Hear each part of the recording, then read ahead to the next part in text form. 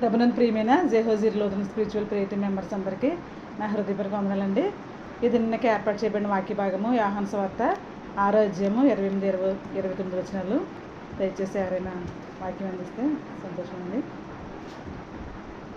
ఈ దినముకి ఏర్పాటు చేయబడిన యోహాను సువార్త 6వ అధ్యాయము 28-29 వచనాలు ఇలాగ రాయబడింది. వారు మేము దేవుని క్రియలు జరిగించుటకు ఏం చేయవలనని ఆయనను అడుగగా, యేసు ఆయన పంపిన వాని యందు మీరు విశ్వాసం ఉంచుటయే దేవుని క్రియ అని వారితో చెప్పాను. చిన్న ప్రేయర్ చేసుకుందామండి. స్తోత్రం స్తోత్రం స్తోత్రం. పరిశుద్ధుడు పరిశుద్ధుడు పరిశుద్ధుడు సర్వభూలోకమును సృజించి దాన్ని నీతితోనూ న్యాయంతోనూ పరిపాలించుచు కొన్ని ఆడబడుచున్న మా ఘనమైన యేసయ్య, మీ ఘనమైన పాదములకు లిఖించిన వందనములు. స్తోత్రం ప్రభా. నా తండ్రి, ఇంతవరకు నా తండ్రి యేసయ్య వాక్యం తండ్రి యేసయ్య వాక్యంతో నా తండ్రి బిడ్డలు చక్కగా నా తండ్రి వాక్యం చదివిన వినిపించిన బిడ్డను బట్టి మీ స్థుతులు ప్రభా. వాక్యం ఇచ్చిన ప్రతి ఒక్క బిడ్డను నూరందులుగా దీవించి ఆశీర్వదించండి తండ్రి. నేను సమస్త ఘనతా మహిమలు మీరే కోరుకుంటారని మా కొరకు నా కొరకు సిలువలో ప్రాణం పెట్టి తిరిగి లేచిన యేసయ్య పరిశుద్ధ నామమున మిక్కిలి వినయంతో బ్రతిమలాడి వేడుకొనుచున్నాం మా పరమ తండ్రి. ఆమేన్.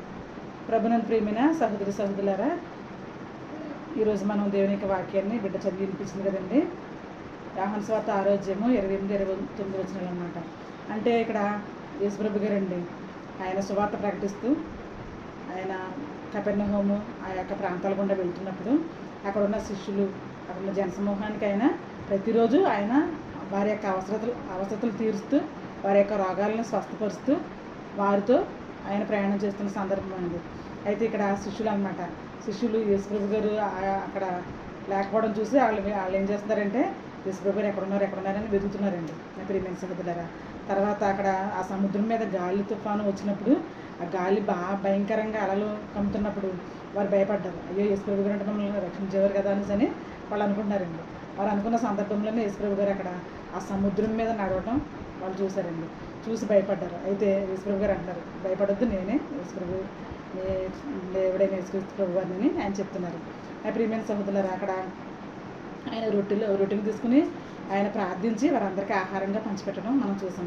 అయితే ఈ శిష్యులందరూ అక్కడ ఉన్న జనసమూహం వాళ్ళందరూ ఏం చేస్తున్నారంటే ఈయన మనకి ప్రతిరోజు కూడా ఆహారాన్ని టైం టు టైం సిద్ధపరుస్తున్నాడు. తర్వాత మనకున్న రోగాలన్నీ కూడా స్వస్థపరుస్తున్నారు. ఈయన మనకి రాజుగా ఉంటే మనం చాలా హ్యాపీగా లైఫ్ లీడ్ చేయొచ్చు అని వాళ్ళందరూ ఆ విధమైన తీర్మానాన్ని చేసుకుంటున్నారండి. చేసుకున్న సందర్భంలో యేసుప్రభు గారు అనుకుంటున్నారనమాట, ఏంటి వీళ్ళు వారికి అనుదినము ఆహారం పెడుతున్నానని, అనుదిన ఆహారం సిద్ధపరుస్తున్నానని, ఈ లోకపరమైన విషయాల కోసం వాళ్ళు, ఈ లోకపరమైన ఆహారం కోసం వాళ్ళు ఎదురు చూస్తున్నారు అని చెప్పేసి అని వాళ్ళకి చెప్తున్నారండి. ఇంకా 26-27 వచనాల్లో వాళ్ళు యేసుప్రభు గారు చెప్తున్నారనమాట, మీరు క్షయమైపోయే ఆహారం కోసం చూస్తున్నారు, కానీ నేను అక్షయమైపోయిన ఆహారం సిద్ధపరచడానికి, అక్షయమైన ఆహారం అందరికీ పంచిపెట్టడానికి లోకానికి వచ్చానని ఆయన చెప్తున్నారండి నా ప్రియమైన సహోదరులారా. ఇక్కడ అందుకే అప్పుడు తర్వాత ఆయన వాళ్ళని గద్దించినప్పుడు వాళ్ళు ఏమంటారంటే, ప్రభువా నిత్య జీవానికి కావలసిన పరిచర్య, నిత్య జీవానికి కావటానికి మేము ఏం చేయాలి అని అడుగుతున్నప్పుడు యేసుప్రభు గారు చెప్తున్నారనమాట, ఇది ఎప్పుడైతే నన్ను పంపినవాని అందు విశ్వాసం ఉంచి నా క్రియలు నేను ఏదైతే చేస్తున్నానో ఆ విధమైన క్రియలు మీరు చేస్తే కనుక తప్పకుండా అదే పరలోక రాజ్యాన్ని మీకు ప్రసాదిస్తుందని ఆయన చెప్తున్నారండి నా ప్రియమైన సహోదరులారా. నన్ను పంపినవాని అందు విశ్వాసం ఉంచి నేను చేస్తున్న క్రియలే చేస్తే కనుక నా యందు విశ్వాసం ఉంచితేనే, నా యందు విశ్వాసం ఉంచేవాడే తండ్రి యొక్క చిత్తాన్ని నెరవేర్చగలుగుతాడు ఏమండి అని ఇక్కడ యేసుప్రభు గారు చెప్పడం జరుగుతుంది నా ప్రియమైన సహోదరులారా. అవునండి, మనం ఎప్పుడు కూడా చాలామంది స్వస్థతలు జరుగుతున్నాయి, స్వస్థశాలలో అక్కడ ఇక్కడ అయినా సరే ప్రతి చోటకి పరిగెడతాం మనం చూస్తున్నాం నా ప్రియమైన సహోదరులారా. కేవలం మన యొక్క అస్వస్థత గురించి మనం చూస్తున్నాం తప్ప మన యొక్క ధనధాన్యాలు పెంచుకోవడం కోసమే మనం దేవుడిని, కొంతమంది హిందూస్ కొన్నిసార్లు ఏం చేస్తారంటే, హిందూస్ కావచ్చు మన క్రైస్తవ బిడ్డలు కూడా తలపోటు తగ్గితే నేను దేవుని నమ్ముకుంటాను, నాకు ఈ అప్పులు తీరిపోతే దేవుని నమ్ముకుంటాను అనేసి మా బిడ్డలు బాగా చదివితే దేవుని నమ్ముకుంటాను, ఇలాంటి తీర్మానాలు చేసుకుంటూ ఉంటారు. కానీ నా ప్రియమైన సహోదరులకు ఇక్కడ యేసుప్రభు గారు ఏం చెప్తున్నారంటే, మీరు క్షయమైపోయే విషయాల కోసం మీరు వేగిరి పడుతున్నారు, అలా కాకుండా అక్షయమైనది పరలోక రాజ్యం ఇప్పుడు కూడా నిత్యము ఉండేది ఏమంటే నిత్య జీవం అనేది నిత్యము ఉండేది. ఆ నిత్య జీవం కొరకు మనం పాటుపడే వరకు మనం ఉండాలి, ఆ నిత్య జీవం కొరకు ఎదురు చూసే వరకు మనం ఉండాలి, తండ్రి క్రియలు మనం చేసే వరకు ఉండాలి. యేసుప్రభు గారు చెప్తున్నారండి ఆయన ఈ లోకానికి నేను తండ్రి క్రియలు నెరవేర్చడానికి, తండ్రి చిత్తాన్ని నేను నెరవేర్చడానికి వచ్చానని చెప్తున్నారు ఆయన. అంటే చాలామంది ఏమనుకుంటారంటే యేసుప్రభు గారిని నమ్మితే మనకి ఫుల్ ఫ్లెడ్జ్డ్గా చక్కగా మనం ఆయురారోగ్యాలతో ఐశ్వర్యంతో చక్కగా ఉండొచ్చు, పేరు ప్రఖ్యాతులతో మనం ఉండొచ్చు అని అనుకుంటారు. కానీ నా ప్రియమైన సహోదరులారా, ఇప్పుడు యేసుప్రభు గారు ఏం చెప్తున్నారంటే నా తండ్రి చిత్తానుసారంగా ప్రవర్తించాలి, నా తండ్రి చిత్తాన్ని నెరవేర్చాలి అని చెప్తున్నారు. ఈ శిష్యులు కూడా మీరు నన్ను చూసి నమ్మారు కానీ చూడక నమ్మిన వారు ధన్యులు అని చెప్తున్నారండి ఆయన. మనం దేవుని యొక్క వాక్యాన్ని, దేవుని యొక్క మహాకృపను బట్టి మనం విశ్వసిస్తున్నామండి. విశ్వసించి ఆయన యొక్క వాక్యాన్ని బట్టి మనం ఈయన పరిశుద్ధమైన దేవుడు మన కొరకు ఈ లోకానికి వచ్చారు, మన కొరకు చనిపోయారు, మన కొరకు తిరిగి లేచారు, పునరుద్ధరణుడైన యేసుప్రభు గారిగా మనకున్నారు. ఆయన విశ్రాంతి దినాన్ని మనకు అనుగ్రహించారు. అందుకే మనం దేవుని స్తుతించాలి, దేవుని కొనియాడాలి. మనకిచ్చిన ఈ ఆరోగ్యాన్ని బట్టి, మనకిచ్చిన ఈ ఆయుష్ని బట్టి దేవుని మనం స్తుతించేవారుగా, దేవుని మనం కొనియాడేవారుగా, దేవుని యొక్క వాక్యాన్ని మనం అనేక మంది చెప్పేవారుగా ఉండాలని మనం తెలుసుకోవాల్సిన సారాంశమని యేసుప్రభు గారు ఇక్కడ శిష్యులకు చెప్తున్నారండి. నా ప్రియమైన సహోదరులారా, అది కూడా మనం అది ఫాలో అయ్యేవారుగా మనం ఉండాలండి. చూడండి ఇక్కడ మోషే గారు చెప్తున్నారు. మోషే గారు అండి ద్వితీయోపదేశకాండము 2:7 నిన్ను నేను ఆశీర్వదిస్తాను, నువ్వు వెళ్ళిన ప్రతి చోట నిన్ను ఆశీర్వదిస్తాను, నీకు ఏమీ తక్కువ కాదు, నువ్వేం భయపడద్దు, ఇశ్రాయేల్ ప్రజలను ఆ విధంగా నువ్వు నడిపిస్తున్నావు కదా. చూడండి, ఇశ్రాయేల్ ప్రజలు అనేకమైన సార్లు తిరుగుబాటు చేస్తున్నారండి. తిరుగుబాటు చేసినప్పుడు షేయూరు మన్యము ఏమండి అక్కడ యాషావుకి ఇచ్చిన స్వాస్థ్యం అనమాట అండి. అది షేయూరు మన్యం అంటే ఆ షేయూరు మన్యం చుట్టూ తిరిగారంటండి ఇశ్రాయేల్ ప్రజలు. షేయూరు మన్యం చుట్టూ తిరుగుతూనే 40 సంవత్సరాలు తిరిగారంటండి. ఆ యొక్క ఏరియాలో అంతా కూడా 40 సంవత్సరాలు తిరిగారంట.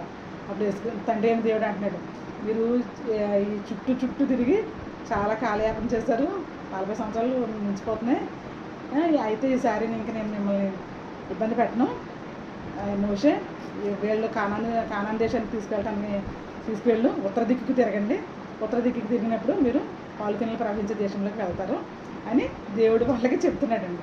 నా ప్రియమైన సోదరులారా, మోషే పట్ల జాలి కలిగి, మోషే ఎంతో మంచి స్వభావాన్ని కలిగి ఉన్నాడండి, ఎంతో తగ్గింపు స్వభావాన్ని కలిగి ఉన్నాడు. ఇశ్రాయేల్ ప్రజలు అనేకమైన పర్యాలు ఇబ్బంది పెట్టినా కూడా ఆయన చాలా శాంతితో, సమాధానంతో, సంతోషంతో, సాత్వికంతో మోషే ప్రార్థిస్తూ ఉండేవాడండి. దేవుని ప్రార్థిస్తూ ఈ యొక్క ఇశ్రాయేల్ ప్రజలకి అవసరతలు తీరుస్తూ ఉండేవాడు. నా ప్రియమైన సహోదరులారా, అందుకే ఇక్కడ తండ్రి అయిన దేవుడు మోషే గారికి చెప్తున్నాడు, నీకేమీ తక్కువ కాదు, నేను నిన్ను ఆశీర్వదిస్తాను, తప్పకుండా నీవు సంతోషంగా వెళ్ళు అని ఆయన చెప్తున్నారు. నా ప్రియమైన సహోదరులారా, సంతోషంగా జనాంగాన్ని నడిపించు అని ఇశ్రాయేల్ ప్రజలు నడిపించే ఆ యొక్క మోషే గారికి దేవుడు వాగ్దానం ఇస్తున్నారండి.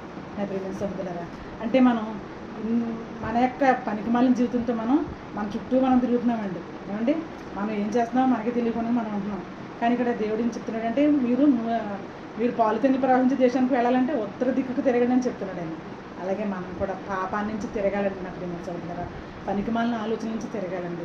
ఎప్పుడైతే మనం ఈ విధంగా తిరుగుతామో తప్పకుండా దేవుడు మనల్ని దీవించేవారిగా ఉన్నారండి.